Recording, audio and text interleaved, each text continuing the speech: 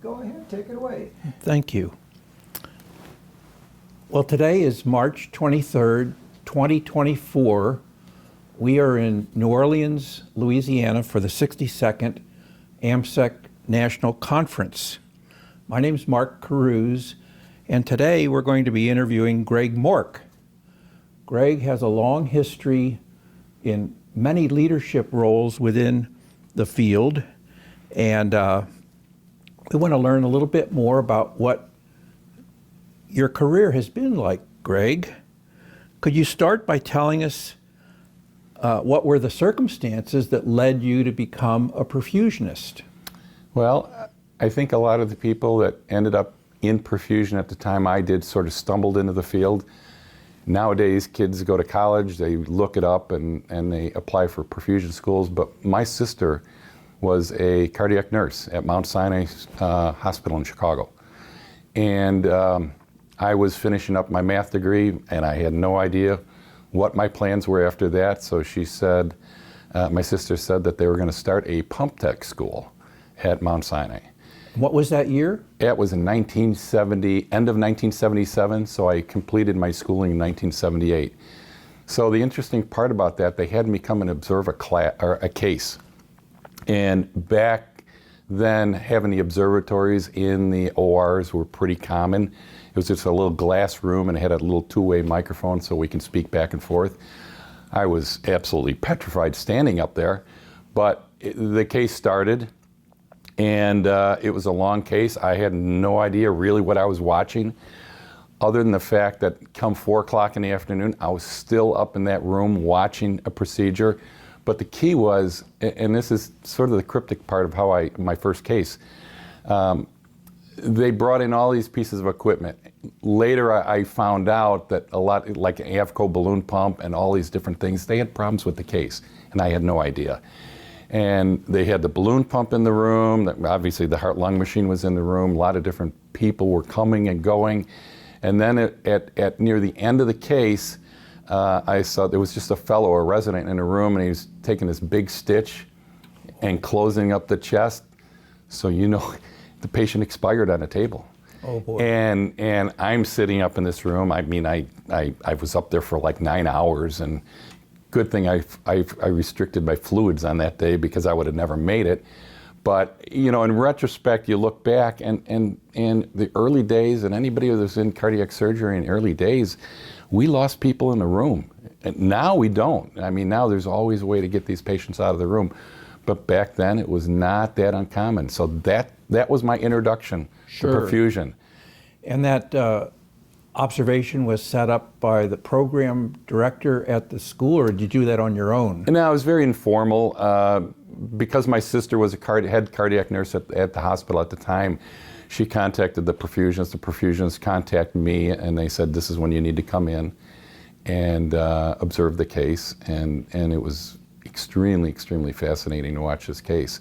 I mean, again, I had no idea what was going on. In retrospect, I learned quite a bit about what happened. But that was my introduction to my first observation and my first starting of perfusion school. Sure. Can you tell us a little bit more about what your training period consisted of, both in length and how they taught you to become a perfusionist, Greg? Well, my training was it was a certificate program. So at the time, you didn't even need a college degree to enter a perfusion school. But it was a certificate program, it was a year, and my faculty, most of the faculty were part-time perfusionists that came in and would give me lectures, but the reality is, it was not a very structured program whatsoever. I mean, it was essentially on-the-job training, and a lot of the perfusionists who were sitting with me, I mean, basically my lectures were while I was sitting behind the pump.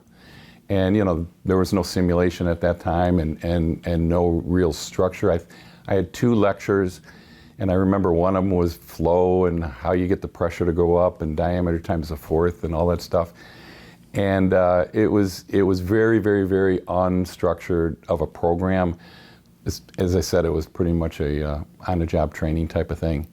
And it was the perfusionist that I was mentored by in that program were very, very knowledgeable, a lot of experience. Donna Early, John Hill, there was a number of people that were involved in it, and that's how I kind of picked it up.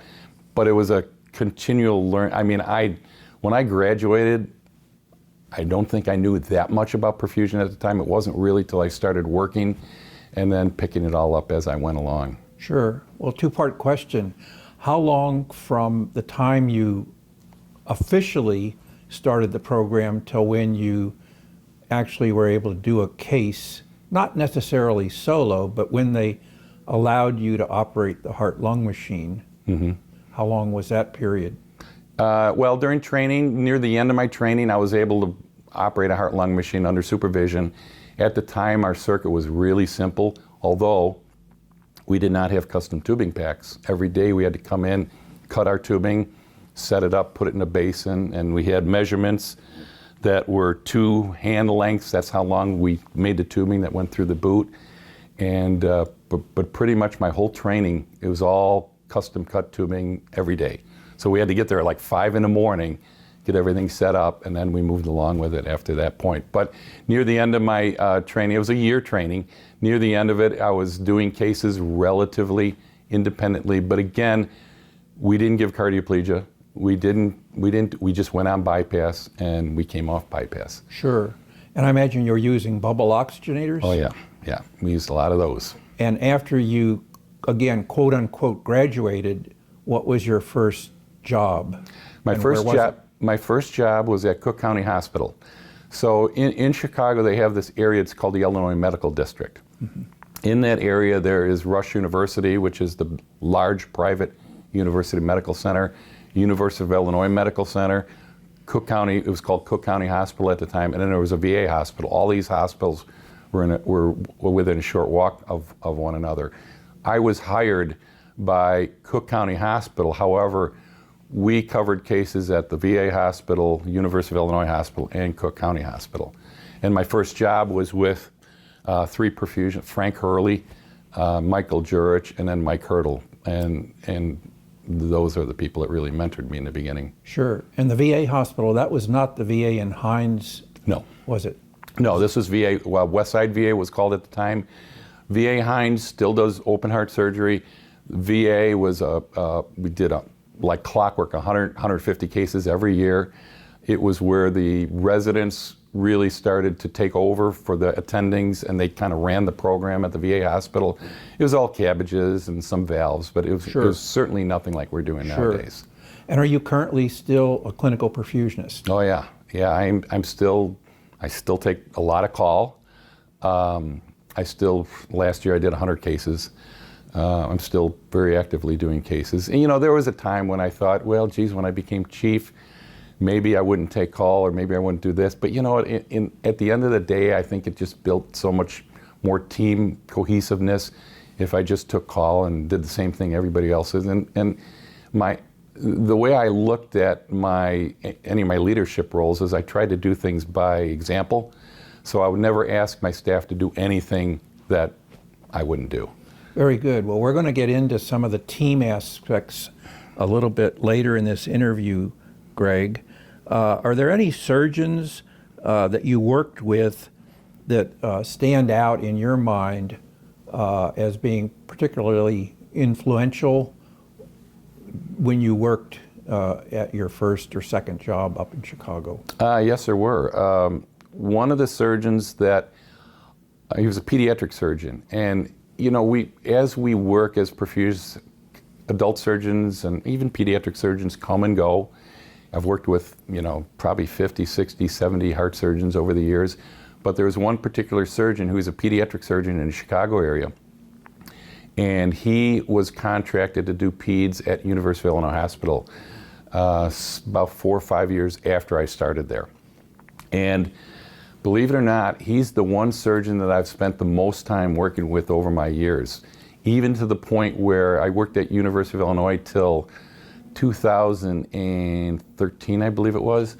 And this surgeon kind of talked me into going across the street over to Rush. He said, you're going to get a lot more pediatric experience there. You're going to have a much more dynamic experience as a perfusionist.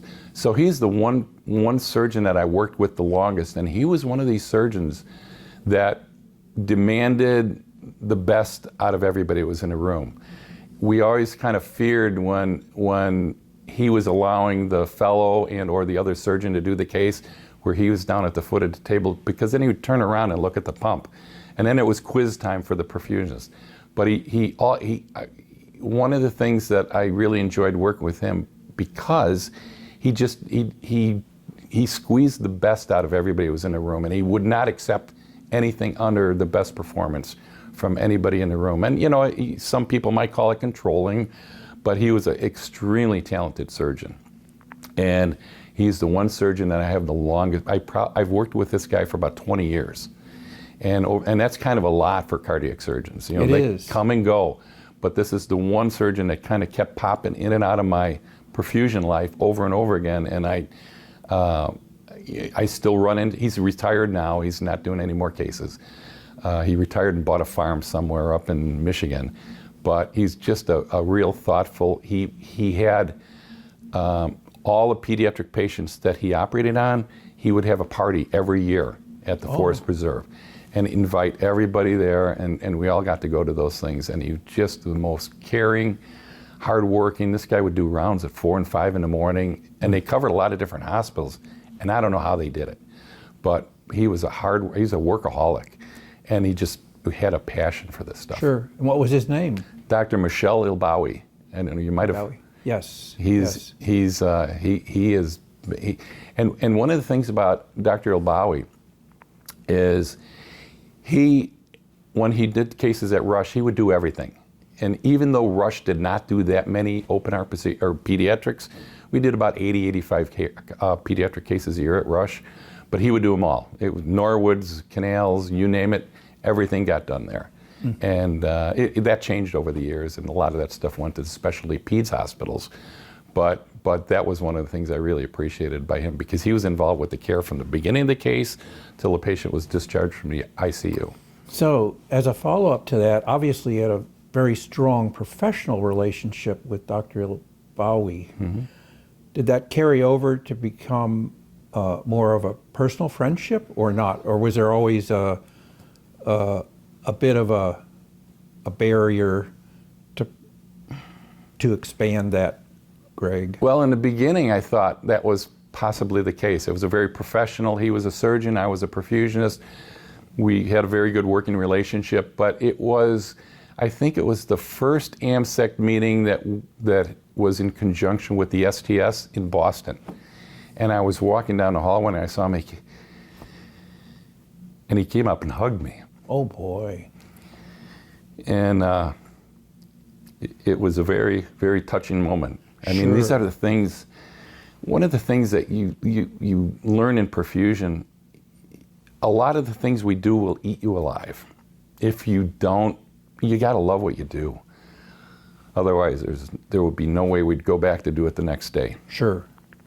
And it was a very touching moment, and that's when I realized that he was my friend as much as my mentor, and the surgeon I did probably the most cases in my life with. That's wonderful. What a nice compliment to him and to you, the fact that you worked with him so long. Right.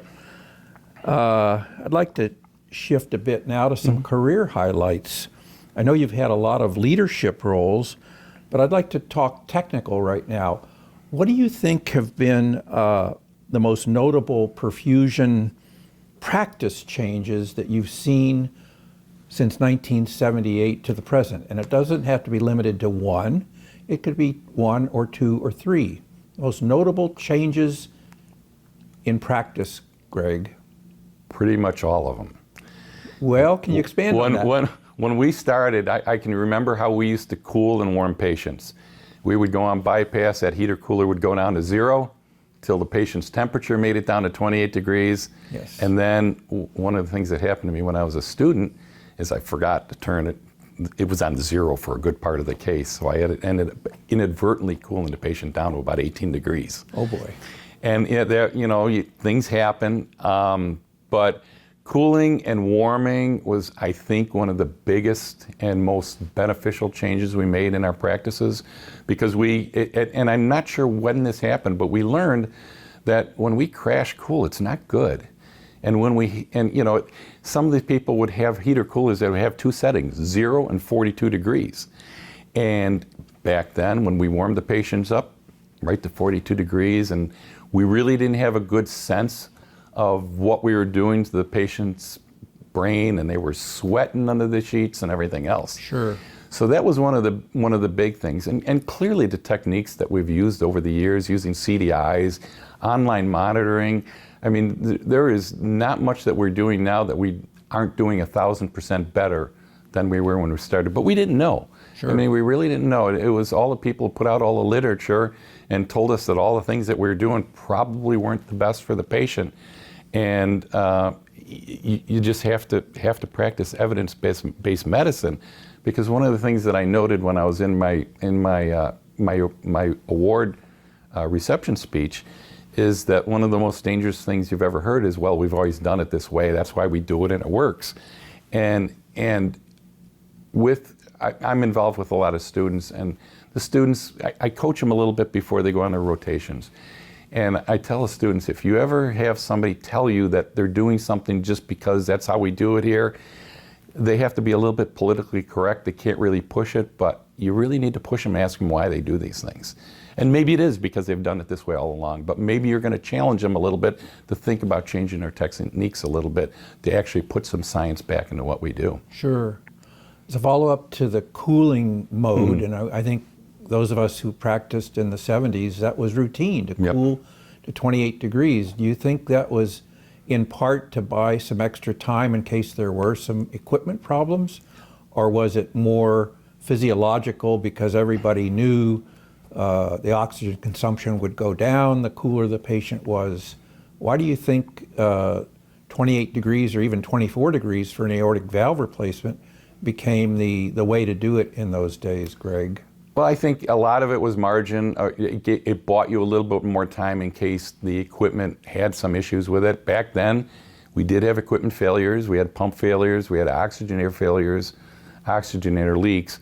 And by us cooling the patients down, we were able to drop the flows and give a little bit more safety net time just in case something were to happen. Sure. But it was beneficial to do that at the time. I'm going to ask you sort of a loaded question here. What is your opinion of the cardiopulmonary industry, good or bad? Yeah, it's good. We've partnered, and one of the things that, as I've done a lot of work with meetings and bringing manufacturers in, and they really have served to be our good partners over the years, and they provided a lot of education for us. I think the tell was back during COVID, when all of a sudden the supply chain started to be interrupted. Oh boy. And I mean, some of the manufacturers, the metal for their cardioplegia needles were coming from Mariupol, and we all know what happened over there. So all of a sudden their supply streams just dried up so fast, and they were scrambling for a good year, 2 years. I mean, even to this day, we open up our tubing pack and we never know really what's going to be in it because they still have supply chain problems. Sure. But the manufacturers have been really good. I think they've had a lot of bad cards thrown at them, and they're getting better and better at supplying and communicating with us and helping us through all these troublesome times. So I think manufacturers have had it pretty tough. And I can understand their position and how they ended up in the areas that they ended up with all these supply chain shortages. Sure. Now, you were involved with helping to set up some ECMO programs in your career, is that right? Yeah, ECMO programs and heart programs too. Ventricular assist? Ventricular assist as well. We were the original. We had the Abiomed hearts on a stick, I guess you called them. Right. The original pneumatic heartmates. I did my original training for the heartmates down in Texas. As a matter of fact, Bud Frazier was one of our instructors for that. Second time around when we were trained for our VADs, we did it out in New York. And Dr. Mehmet Oz was our instructor. Now he's gone TV, and I don't even know if he does cardiac surgery anymore. Sure. But he was our instructor in New York when we went through the training program there. But at U of I, we had we did VADs, we did heart transplants, we did lung transplants, we did liver transplants. Sometimes we did them all at the same time. And that was my introduction to the heart transplant world. We had a lot of outreach programs where we set up a lot of smaller community hospitals that would feed in to University of Illinois. So I've set up 4 or 5 of those different programs. Sure. And those have all thrived, and they're all still doing cardiac surgery to this day. Tell us a little bit more about the challenges of setting up an ECMO program, namely personnel who sat by the circuit. Was it the perfusion team, or did you have, much like the University of Michigan system, where they trained ICU nurses to become the ECMO specialist? Obviously, ECMO today is very important to most clinical perfusionists, but in the 80s, when the coronary artery bypass operation was in its ascendancy, many perfusionists just did not have the time to sit by an ECMO circuit. So how did you handle that challenge, Greg, at your setting? Well, fortunately, we did not do a lot of ECMO patients, not like certainly 2 or 3 years ago with the COVID ECMO wave, but we owned them. I mean, the perfusionists sat by all the ECMO patients. Fortunately, our staff was large enough that we were able to handle it without too much of a problem. But early on, we handled all the ECMO bedside sitting and monitoring the patients post-operatively and all their trips to the OR and things like that. The interesting thing is now we continually get asked by one of the hospitals that I'm on staff now is Cook County Hospital. They said, well, we would like to start an ECMO program. I said, oh boy, it's easy to buy the equipment. It's easy to get the patients are certainly no problem to find these days, but it's a huge undertaking because the best model now, what we have at Rush is we have ECMO specialists. We have a team of about 22 ECMO specialists that are combined between RNs, respiratory therapists, lots of different disciplines. And formerly the ECMO program at Rush was run by a perfusionist, and now it's run by nursing. And it's an ECMO, or it's an ELSO Center of Excellence as well, so they've really done well. But the amount of work, what will happen is if we put a patient on ECMO over at Cook County, we know that they just don't have the facilities or the support to successfully manage one of those patients. So now what we do is we put those, if we have to put somebody on ECMO there, we just run them across the street, get them to an ECMO program, because that's their best chance of survival. Sure, that anticipated the follow-up question. Yeah. Now, you mentioned the ECMO specialists that are being used where you're working now. Who trains them, and how are they qualified or certificated by the institution, or did they go to Ann Arbor and take the ECMO course? How is an ECMO specialist qualified in your setting right now? In our setting, we have a fairly extensive didactic training program from first. Then we go to the wet lab, and then they're competencied every quarter. Now, who is involved with the training? It's all of us. Perfusionists come in and help because we're responsible. Currently, we're responsible for initiation and weaning, and obviously troubleshooting, and we're super users of the ECMO equipment, so we're always on call when patients are on ECMO. However, it's been, as the numbers go up and down, sometimes it's a little tough to keep everybody competency the way we need to, but it's a pretty big training program with how we handle that, and they're competency every quarter, and it's a very good team that we have now, and they know when to say when, and they know when to ask for help, and we're really lucky that the program has gone the way it has at Rush. And the perfusion team has embraced that model? Yes. Okay. Yeah.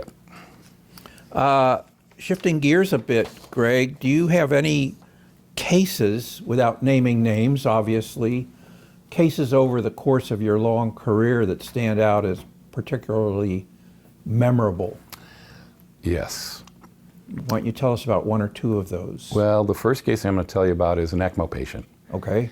And this is a patient that, and this was pre-COVID, An adult ped? an adult ECMO patient. He's in his mid-50s, somewhere along there. He was placed on ECMO because he couldn't oxygenate, veno-venous ECMO. And during the course, we would attempted to wean this patient several times, just wasn't going to wean. It turns out he had some end-stage cancer that didn't show up until after he was on ECMO.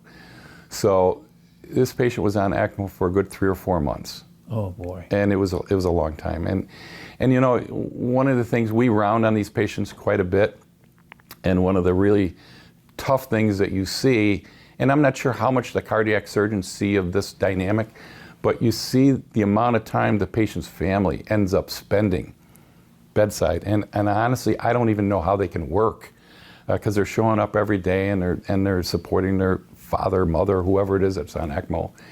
And this patient, he knew he wasn't going to come off. The reality set in at some point. So then the discussion took place, what are we going to do? Mm-hmm. Now, one of the problems was he lived about 80 miles away from Rush in a very rural area. And there was not an ECMO program near his house. And we were trying to figure out some way so his family didn't have to make these trips in and out of the hospital as much as they did. And it was really tough on them. So then this whole discussion bounced around legal for a good 2 or 3 weeks. They were talking about discharging the patient on ECMO to his home and training the family members on how to run. They would give him one circuit, and when that circuit's gone, it would be over. That sounds nuts to me. It was. I was so vehemently against this. I said, my God, talk about setting somebody up for a catastrophic situation. I mean, you can only imagine, what if the lines blew up or something? That would be traumatizing. It would. To anybody that was even around when that happened. And I understand the push to make the patient as comfortable as possible. So I fought that till the end. I even fought what the legal people ended up coming up with is we're going to transport the patient home. They were going to get all this hospital equipment in the patient's house, but we were going to transport the patient home, and then we were going to do a terminal cannulation at his house. And on the surface, it sounds awful.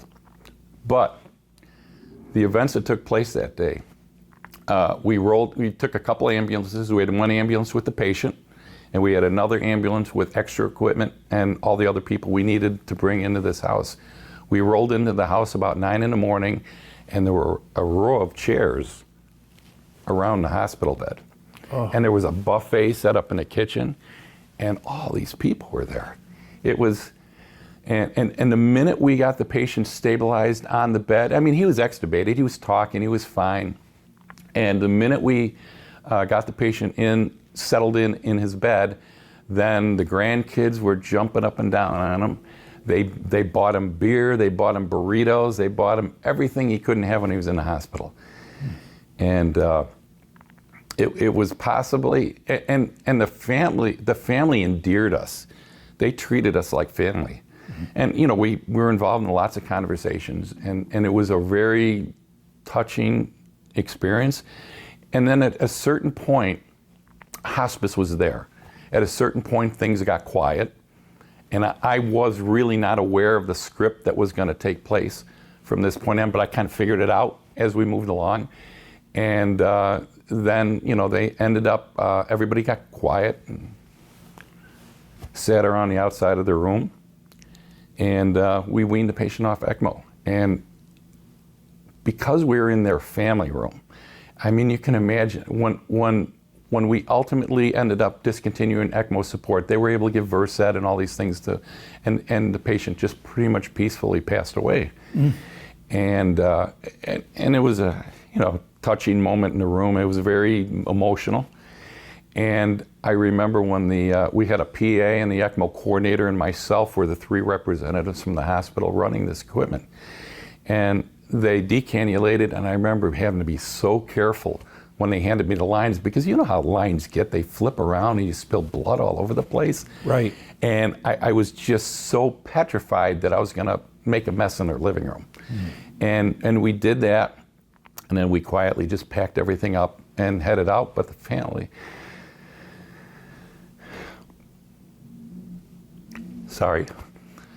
the family was just so endearing to us, and they hugged us, and we went back to Rush. And so I would never say that that's something that should be the practice, but in his situation, because where he lived and there was no ECMO center near his house, what are you going to do? But he died at home. With dignity. Yes. Well, a case like that will never leave your memory, I'm sure.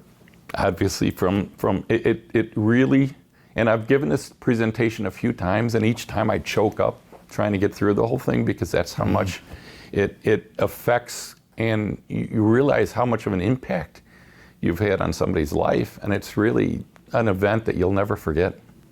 Sure, sure. Well, it's very moving. I appreciate you sharing that, Greg. I think that will resonate with all those who view your interview online once we get it posted to the AmSECT website. I don't want to get too bogged down in the teamwork aspect, but obviously teamwork is very important. Can you drill down and tell me one or two gems from your experience as a chief perfusionist? What is the most important in fostering teamwork? Well, I'm sure everybody's worked in institutions where there was one perfusionist who was the knower of all things. They would always say, call Greg, call this person, call Bob, call Mark. And that's going to happen whether you want it to or not, but possibly the most impactful thing that I learned early on was when the surgeons would call me in the room if they were questioning what the perfusionist was doing on that given case. I would come into the room, look around, and said, it's the exact same thing I would have done. Sure. So you're backing up your team members. You find out that you really have to back up your team. And once you do that a few times, then they realize that, you know what, this is an all right place to work. And there is no superstar in any, I mean, of course, I've done cases for a long time, and I can probably work my way out of a lot of different jams, but I also hope that those type of things rub off on the staff. And that's one of the reasons I still take call today, because I'm part of our team, and I want them to look at me as not a leader or anything else, but somebody that supports them. And hopefully they'll get to the point where they'll be a leader at some point and carry on the same way I did. That's wonderful, wonderful philosophy. Before we move on to the last section, which is called Perspectives, Philosophies, and Reflections, how many students do you think you have mentored over the course of your career, Greg? Boy, well, at this meeting, there are probably 20 students that have passed through either our rotation or current Rush students right now. Wow. And they are just, one of the things about teaching students is you realize how smart they are. I mean, when we started in perfusion, we didn't know anything. Right. I mean, we were hunting in the dark. We didn't have a clue what was going on. But these students, and especially AmSECT has this leadership program, and you see how smart, I mean, they're Excel sheets, and they've got all this computer knowledge, all this knowledge on physiology and kinesiology and acid base and all these things that we kind of learned after the fact of after we were doing cases. And they're smart. They're just so smart. And one of the most impactful things, it just happened in the last year with us. We take the first years in the school and we bring them in to observe liver transplants. Mm-hmm. So at first blush, I thought, well, geez, a liver transplant, what are the chances of it going on veno-venous bypass? 5-10% maybe. So it's going to be a cell saver. So how am I going to keep a student engaged for an 8-hour cell saver? And as it turned out, it has been an incredibly enriching experience for me to sit there and talk to them for 8 hours. And we talk 20% perfusion, 80% life, and the things that I've learned about where these students are coming from and where they want to go. I mean, we have discussions about where they want their first job to be. Because there's this perception in perfusion that when you get out of school, you got to go to some really busy place and get your butt kicked for 2 years, and then you're going to be ready to go anywhere. Well, I challenged him at that. I said, why wouldn't you look at a job where you think you want to stay there forever? I mean, a lot of times when you interview, and I know that's what happened when I interviewed at Rush, you meet somebody and all of a sudden you say, you know what, this is the place I want to be. Mm-hmm. And this is a place that I'm going to be happy working. But a lot of the things we would talk about was, you know, where do you think you really want to work? And you know, you can put it in two perspectives, from the candidate and the employer. And I know from an employer's standpoint, when you lose somebody after 2 years, you have just invested all this time, and then boom, off they go. And from an employer's standpoint, it's not fun when that happens to you. And I know there's places that continually have a rotating door, but the thing I kind of stressed to him, I said, don't think you have to do that. You just go someplace. If you learn how to run the pump really well, the VADs, the transplants, the livers, all the ancillary things, they're all going to come very easily. But once you understand the mechanics of cardiopulmonary bypass and you know how to run a good case, do not worry about all that stuff. No matter where you go, you're going to be trained on how to do it. And if you have a strong background in cardiopulmonary bypass, you're going to be fine. I mean, really, you'll go anywhere you want to go. So don't think you have to go and get beat up for 2 years and then go someplace else. So, and these are the things that, and believe it or not, the liver surgeons listen to our I mean, you don't think they hear what you talk about, but they hear every word. As low as we try to talk, they hear every word. Sure. And they like the fact that the students are there. Even when U of I was the first rotating location for the Rush School of Perfusion. And the surgeons always told me back then, because they hear our conversations, and they say, you know, we understand, we like the fact that you have the students here because it validates what we do. We have to explain everything that we do to the perfusion students and teach them the physiology and everything behind it. And our surgeons love that aspect of things. So they like it. Sure. And even now, we don't have students all the time for liver transplants. They say, where are the students at? And because they like them there. Sure. Plus, it keeps me in a room. Sure, sure. Well, so in one way, you're educating the newer surgeons to some of the specifics of operating cardiopulmonary bypass. I think certainly we've certainly all read how physicians used to run the heart-lung machine in the 50s and even in the early 60s, but the new generation surgeon, it's really quite interesting what you just said, that they're picking up on what you're teaching the student, because they're probably picking up things along the way too. Wouldn't you agree? Yep, and we took that one step further. So now at Rush, we run all the fellows through simulation. Oh, good. And we're not friendly to them. Okay. So, and we have a lot of fun doing it, and they said, geez, we had no idea this is the stuff that's going on behind the pump. So we challenge them quite a bit, but they like it and they expect it, and they expect they're going to get, you know, the more challenging cases when we bring them into the sim lab. But that's one of the things that the fellows have really endeared, and they like it. And even the director of the residency program, he was really happy when we started doing that. So that's been a lot of fun. That's terrific. Now, perspectives, philosophies, and reflections. Greg, in your opinion, what do you think are some personal, professional attributes that contribute the most to a person becoming a good perfusionist? I had the luxury of being on the interview committee for the school for a number of years. And one of the questions that I would always ask the prospective students is, you know, obviously what their hobbies are, but I tried to drill down to find out what their mechanical aptitude was.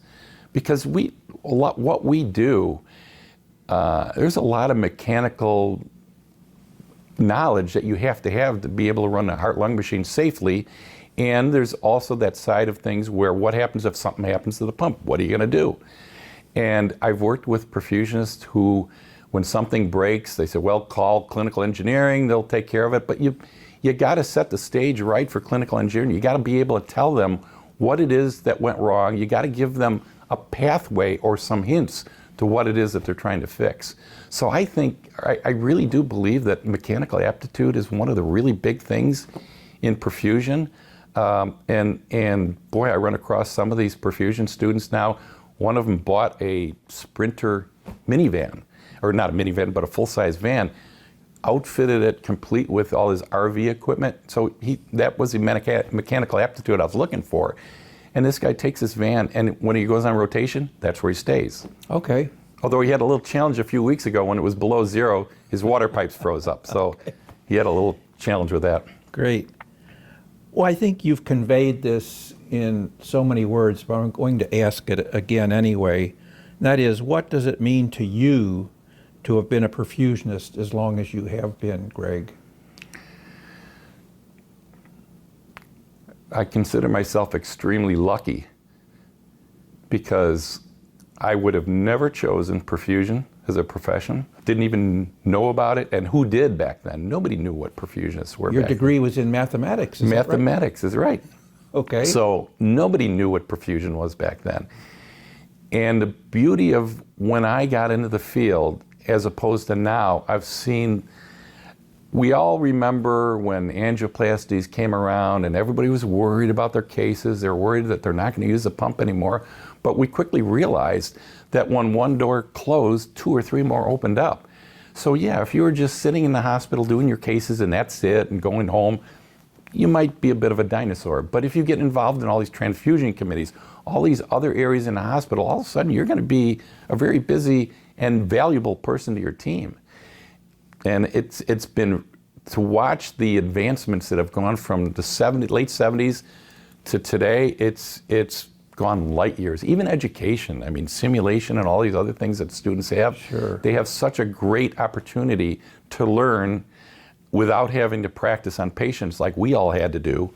But it's been just phenomenal watching these things happen. And you know, we've all had those days when we've had bad cases, and you ask yourself, why do I do this? I mean, and the way I look at it, you're allowed to want to quit maybe once every 6 months, but if it gets to once every week or once every month, then you probably want to look at something else. Sure. But I think the only way to really embrace what we do is you got to love what you do. Because if you don't, it'll just eat you alive. And I mean, how many times have we done emergencies on Saturdays out of convenience? And you know, you can come in and complain all you want about that, but guess what? It doesn't change anything. You're still going to do the case. You'll just be far more miserable doing it after you spend all that time complaining about it. Sure. But you have to love what you do, and people see it pretty quickly in perfusionists, how passionate they are about what they do. Well, this is a nice segue into the next aspect of what perfusion has meant to you. Besides being somebody who just sits in the OR doing cases, you've done an awful lot with the Illinois State Perfusion Society. You've also been in 2 high-profile national roles with the American Board. Now you're president-elect of AmSECT. Can you tell us what drove you to move into that sphere as opposed to just being in the trenches for 40 years? I think a lot of it comes down to my first job. And as I said, I was working with Frank Hurley, past president of AmSECT, Mike Hurdle, past president of AmSECT. These are all people that were very involved in the professional aspect of our careers. And Mike Jurich, he went on to start the Rush School in '92. When he left University of Illinois, I took over his role as chief perfusionist there. He went over to Rush, and it's just been an amazing journey. And I think I was raised by very good perfusionists, and I know I don't know any other aspect of perfusion, and I personally I can't imagine doing my cases at the hospital and ending it at that. I've always had this drive to be involved with the professional community, and I think Jeff Riley summed it up pretty good. He said, how can you call yourself a professional if you're not in your professional society? And we have that conversation over and over again as we try to build the membership in AmSECT. We try to find new ways to convey that message, and the organization's getting stronger as a result of it. But I think I think I just got lucky. I think that because of the people I worked with, it kind of cemented my pathway into the professional side. And you know, when I was originally involved with AmSECT back when it was regions, so there were certainly a number of growing pains that happened back then. And then I took a couple years off and I didn't do anything, but then I thought, geez, I miss this stuff. So that's when I got involved with the board. Okay. And then also, as far as the Illinois State Perfusion Society, I was the first. This is when AmSECT was going for the Government Relations Committee and they were promoting licensure.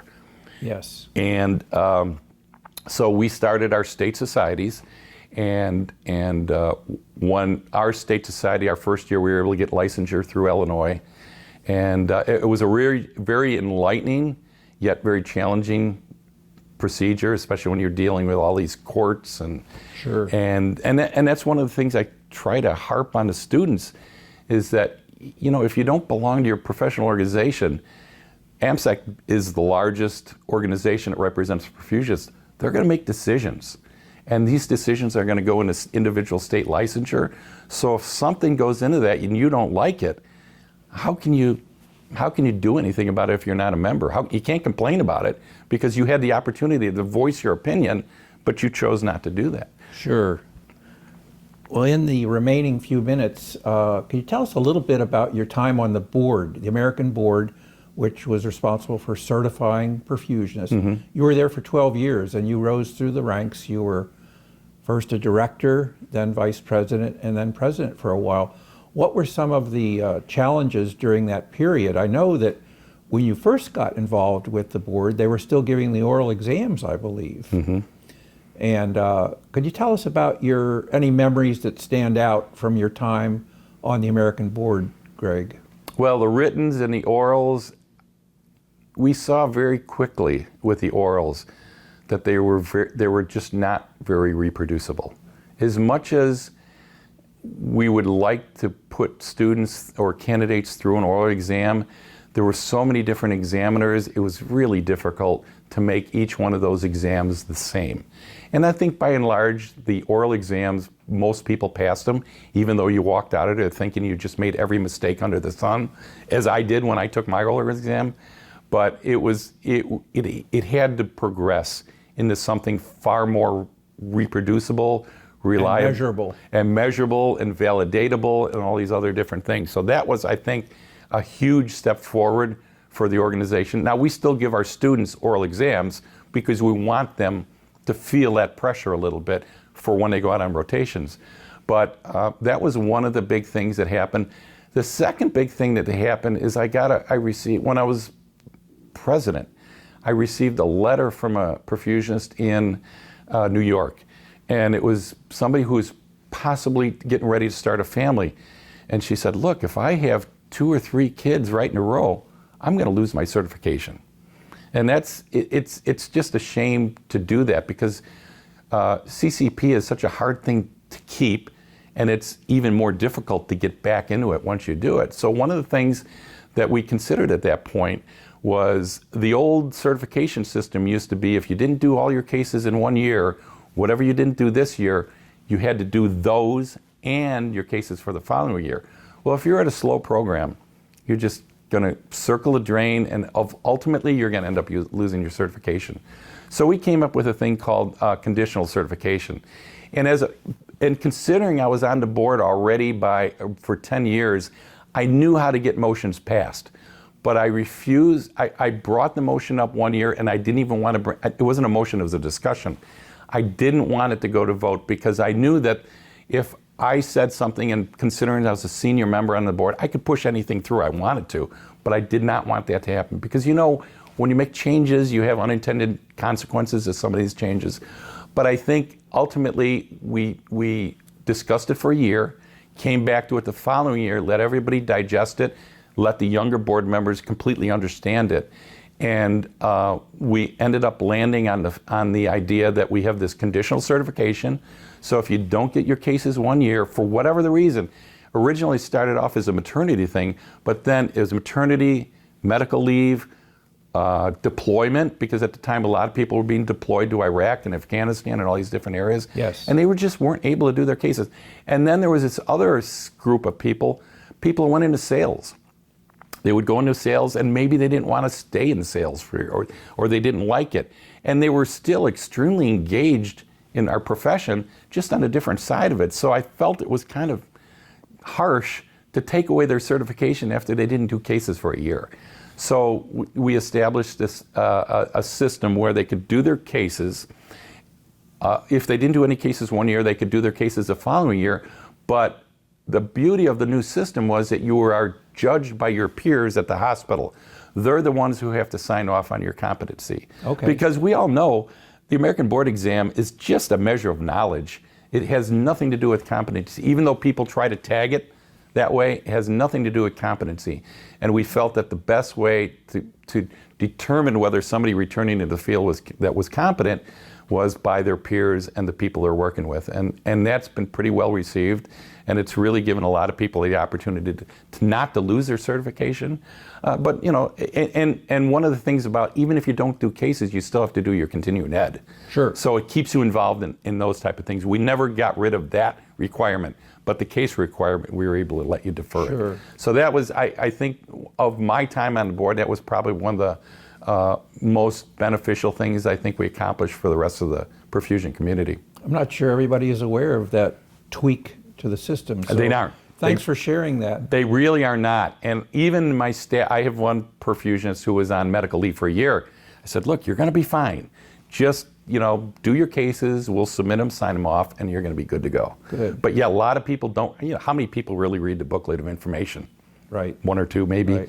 But yeah, that was one big change. And you know, I'd given a number of presentations at national meetings about that change, but still people forget about it. Sure. They're so used to losing their, you know, running the chance of not doing their cases and losing their certification. Sure. Well, in our closing minute or so, Greg, if you have any historic documents or even a historic slide or two that you'd like to share with the History Committee, we'd be very interested. Before the interview began, you mentioned some early paperwork you had on one of the very early AmSECT meetings in the 60s that was held in Minneapolis, I believe. Right. But we would be very interested in seeing some of that material if you can put your hands on it and share with the committee. Yeah, I have it, and I actually have the original documentation from that meeting. Wonderful. And I would be more than happy to sign it off to the History Committee in its original binders and everything else. And you know, it's fascinating. I mean, we did not have word processing, and this stuff is all hand typed on typewriters. And it's just the amount of work that went into doing something like that was just hard to even conceptualize. Sure. But that's what we were used to back at the time. Sure. But yeah, I'll be very happy to, and I have a lot of old carousels Yes. with all my old slides in there, and there's some pretty good ones in there.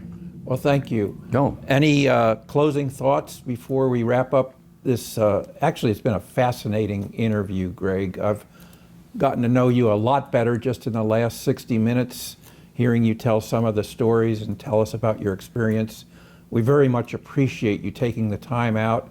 I know there's sessions going on now, but you have carved out a good hour to spend with us for this interview, and we want to thank you very much for that. But any closing thoughts that you want to leave for the young people? Well, my closing thoughts are there's a lot of people who donated so much to this profession. And I listed a lot of those people, but there's more. I mean, Bob and Jeff Riley's and all these guys that have done so much. And one of the things that I didn't really have a good perspective of is how close AmSECT was really to going belly up at a certain point. And I do remember when some of the senior people were recycling themselves into the executive offices because they couldn't get anybody to do it. Now, if you look and see the elections, you always get 2 or 3 or 4 people running for each office, so I think that part of it's good. But I mean, I really think that I don't consider myself a pioneer. I've done this for a long time, and I've seen a lot of changes, but you know, a lot of the people that did this before me, I really look up to them and am in awe about some of the accomplishments that they'd have. And I don't look at what I've done is earth breaking or land breaking or anything else like that. I love what I do, and that's what keeps me involved in it. Sure. And that's what, if I could, it's hard to teach that to people. Sure. But I think they see it in your face when you talk about it, and that's when they realize what's going on. Well, very good, Greg. We really appreciate your time, and this has been a great interview, and we can't thank you enough. Thank you very much. Thank you. How do we do there, Michael?